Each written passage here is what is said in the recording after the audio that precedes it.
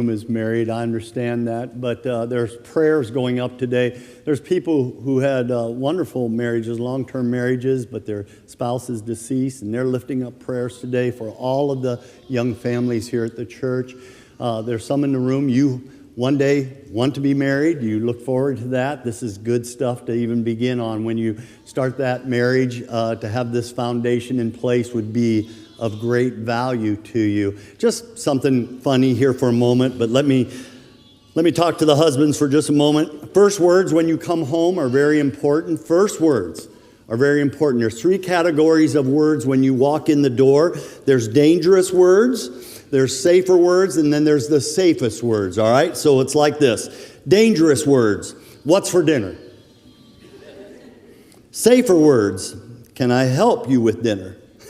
Safest words, where would you like to go for dinner? Dangerous words, what are you so worked up about?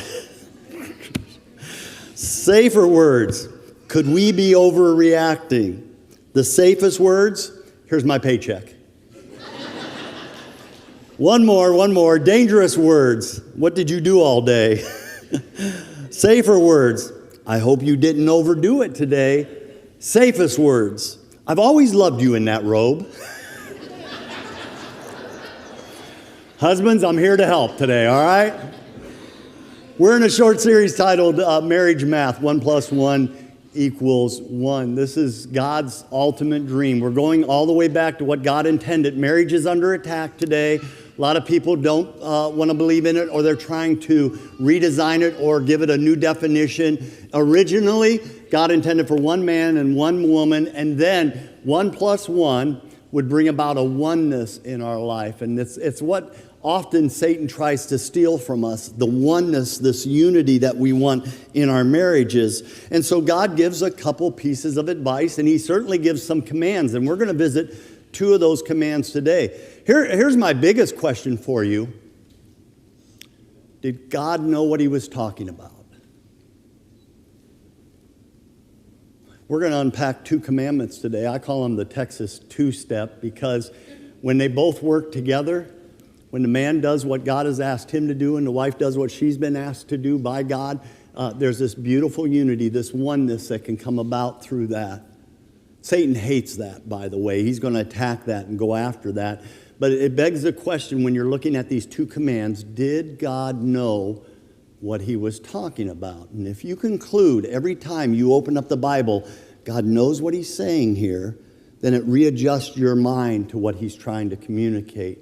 Years ago, one of our very close friends, Scott and Cheryl, moved to Texas, down in Dallas, Texas, and we had a small group of all these friends. Well, we made plans. Let's go visit Scott and Cheryl, and they were very excited to have the whole grouut come. They said, hey, we're going to take you to this restaurant. It's a restaurant, dance, barn kind of place, and wait till you see Texans get out there and dance. You know, they do this Texas two-step, and it's just so much fun to watch, and we're going to go do that. We no sooner hung up the phone, and my wife's eyes were just sparkling. Big grin, she looked at me, she goes, wouldn't it be amazing for you and I to take dance lessons and learn how to do the Texas two-step and surprise the whole gang? Wouldn't that be great? And I went, yeah. Great.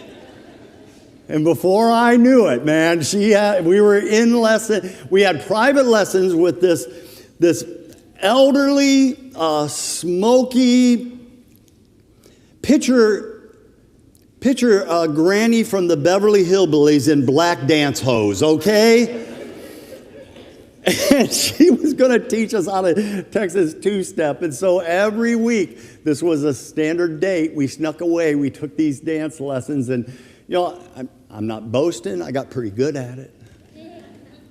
And we learned how to dance and spin and twirl. And then the next thing I knew, it's time for the trip. And we went down to Texas, and they took us to this restaurant outside of Dallas. I'm pretty sure it was called the Sawdust Restaurant.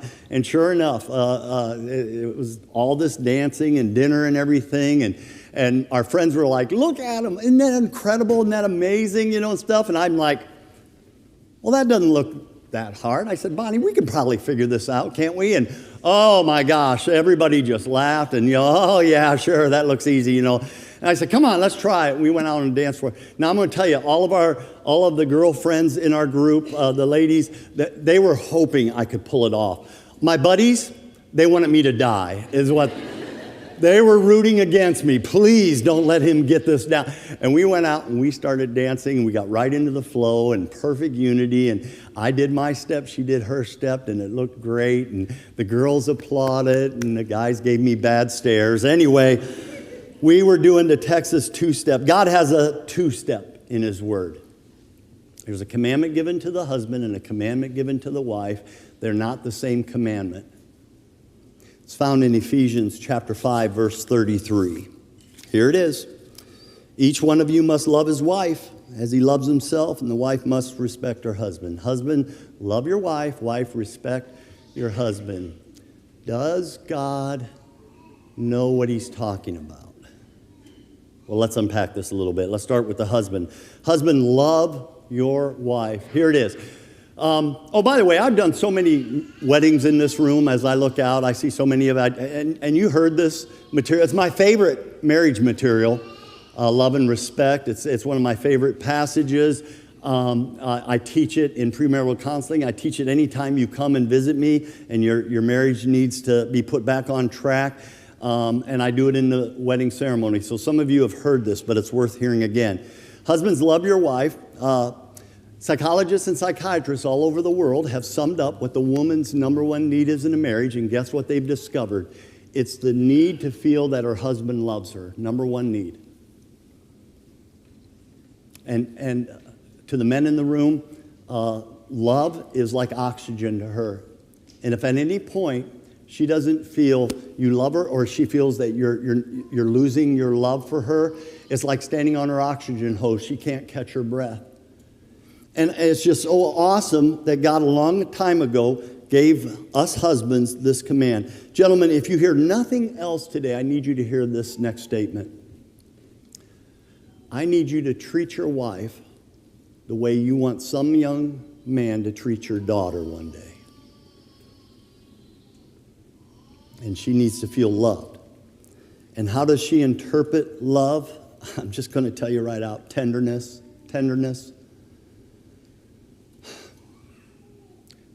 To the young men in this room, you are never allowed to hit your wife. You should have learned that lesson from your dad. And if your daddy didn't teach it to you, your pastor will. You may never strike her. I know you're going to get mad. We all do. But you know what? You walk away. You go outside for a while. You take a drive if you need to. You are never, ever allowed to strike, because tenderness sends the message of love. And anytime you strike her, I'm telling you, I don't care how many times she forgives you, she's going to have a hard time believing that you love her. And someone looking in from the outside is going to not believe you too. The tenderness aspect is given to us as a command also. 1 Peter chapter 3. Husbands, in the same way, be considerate as you live with your wives, tender with them, as with the weaker vessel, and heirs with you in the gracious gift of life, and so that nothing will hinder your... All right, just stop for a minute, because a whole bunch of you ladies, you saw that phrase, as with a weaker vessel, and that freaked you out. God is not calling you weak. This is one of the prettiest passages on marriage in the whole Bible. He's not calling women weak. Women are not weak. Women are very strong. Women can run corporations and be CEOs and run the home. And there's a strength and a giftedness that God has put inside of you. And you're leaders. You're just automatic leaders by nature.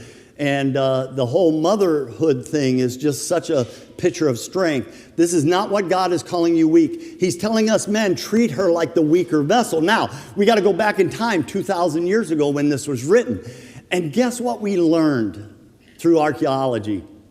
That there were two kinds of vessels in the home. One was a very heavy, it was called the heavy vessel. It was made of very thick material. It was used for fetching water and feeding animals and who knows for what. And you could mistreat it because it was made of heavy material. You didn't have to be careful with it. But also in the home was what was referred to as the weaker vessel. You should imagine a vase, a thin glass vase. And how this came into your life is even more special. Gentlemen, it was presented to you on your wedding day by guess who? Her father. During the marriage ceremony, during the time of celebration, all of a sudden the bride's father would come in and he'd be carrying a weaker vessel, a vase-like material, and he'd just be cradling it, protecting it. And then at one point, he'd call over his new son-in-law, and there'd be this moment of presentation. By the way, this has nothing to do with the vase. It has everything to do with that girl he just married. And this man would very tenderly say, I present you one of my favorite items, this weaker vessel. And then that groom would take it, and with very careful hands, he would cradle it. And for the next several hours, he'd just walk around the marriage ceremony. And by the way, nobody got close to it. Nobody was allowed to touch it. It was his. And then when he got home, he'd put it on a place of honor, a shelf or something elevated in his home. And anytime his father-in-law would come to visit, the father-in-law would walk in, and then he'd say, what a beautiful weaker vessel you have there. Again, it had nothing to do with that vase. It had everything to do with the father-in-law's expectation of his son-in-law. You will be tender with my daughter. And it became very, very symbolic. Gentlemen, we're told to be that tender. Most of us know that with some harshness, we can crush a vase right in our own hands. And God said, when you're loving her, you make sure that there's a tenderness about you. Second, wives, respect your husband. All right, here we go. Psychologists and psychiatrists all over the world have summed up what a man's number one need is in a marriage, and guess what it is? The need to feel respected. By the way, let me stop for a moment. Does he want to feel loved? Of course he does. He's got feelings too. And when a husband doesn't feel loved, he's not doing well. And does a woman want to feel respect? She does. She wants to be respected, not treated harshly. But it's just interesting that God separated these and gave these commands to a husband and a wife. And to the wife, he says, I need you to respect him. Ladies, I'll put it this way for you. Never underestimate the ego of a man. It's huge and it's fragile. And one of the ways that we need to know that our wives believe in us, we need to know that our wives are our biggest cheerleader. Ladies, it was Mrs. Muhammad Ali, the great boxer, years ago in an interview. She was asked, what's it like to be married to a boxer? And she stopped the interview. She said, oh, I didn't marry a boxer. She said, I married a champion.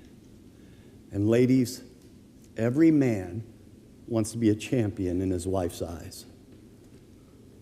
And so God said, all right, this is a need in his life, and I need you to fulfill it. Just like I did with the men, ladies, I'll do with you. If you remember nothing else, remember this. You treat your husband the way you want some young girl to treat your son someday. And you can come at him harsh. And you can come at him yelling and screaming. And that will not send a message of respect.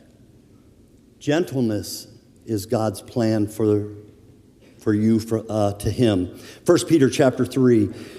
Your beauty should not only come from outward adornment, hairstyles, jewelry, fine clothes, It's nothing wrong with that, but don't just focus on that. Rather, it should be the inner self, the unfading beauty of a gentle and quiet spirit, which is of great worth in God's eyes. Gentleness is very powerful. All right, real quick. We used to fight over garbage, Bonnie and I. Garbage is very important to my wife. Garbage is foreplay to my wife. And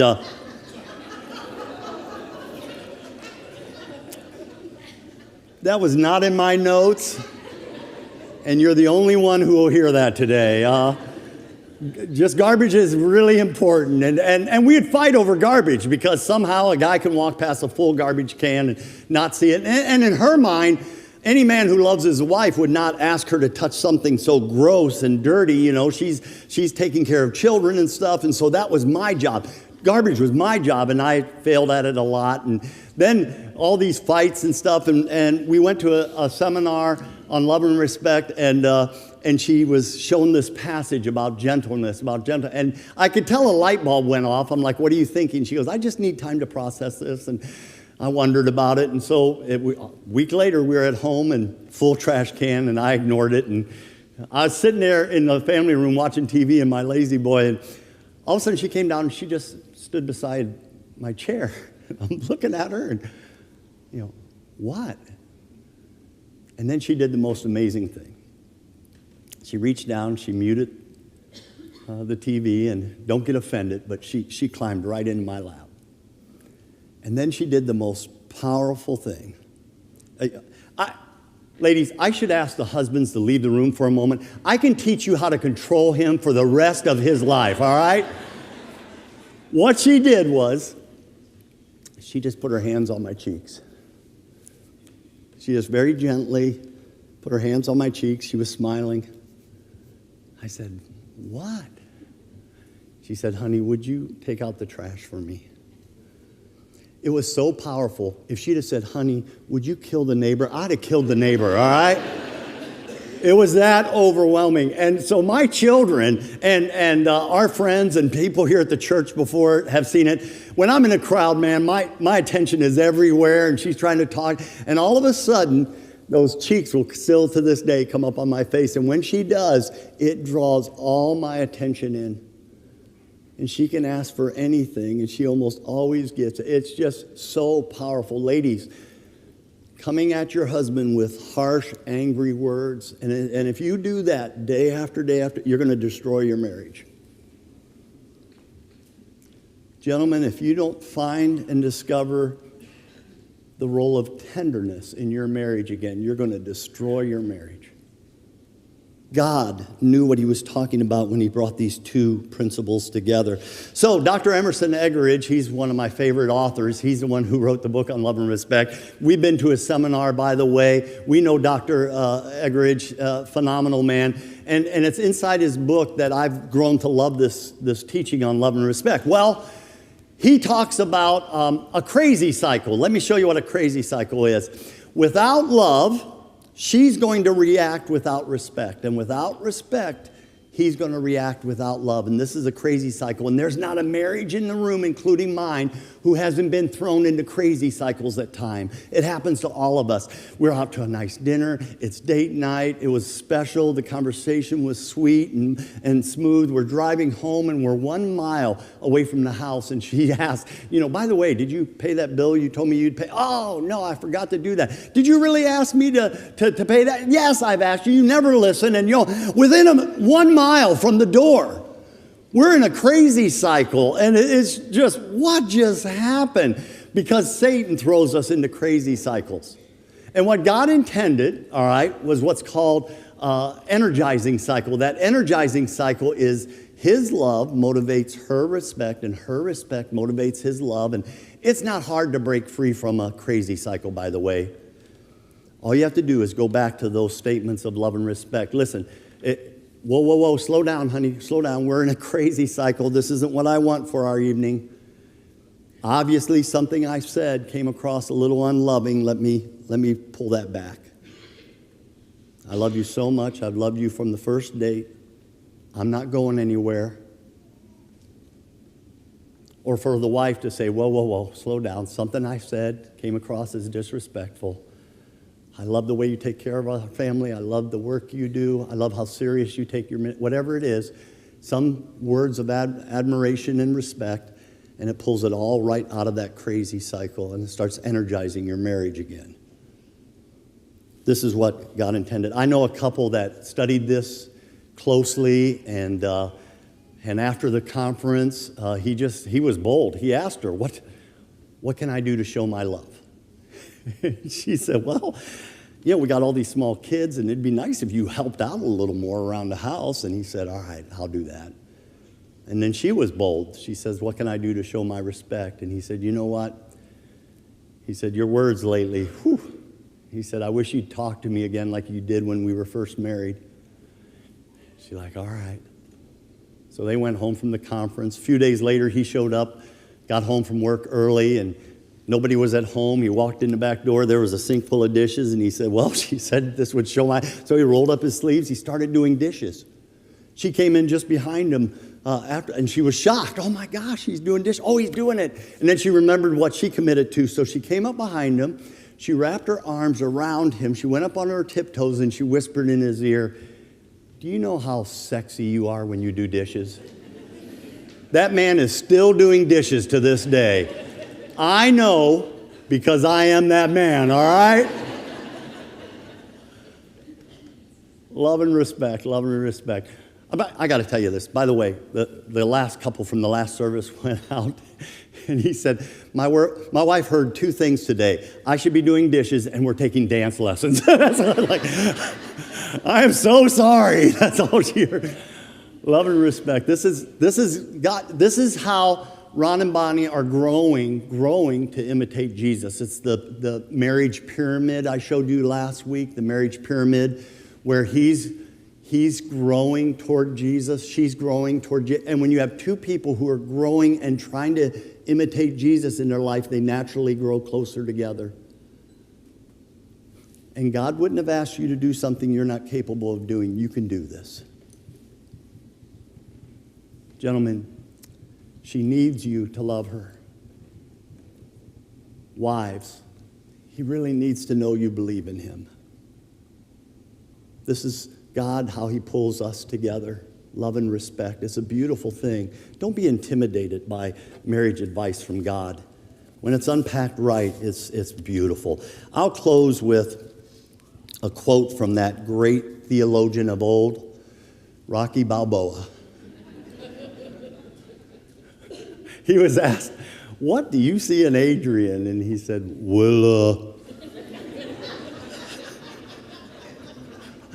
he said, Adrian's got gaps and I got gaps, but when we come together, we got no gaps. My job is to love her, and I do. Her job is to respect me, and she does. Do I want to feel loved? Of course I do. Does she want to feel respected? Of course she does. God brought these ideas together. The question you have to ask yourself is, did God know what he was talking about?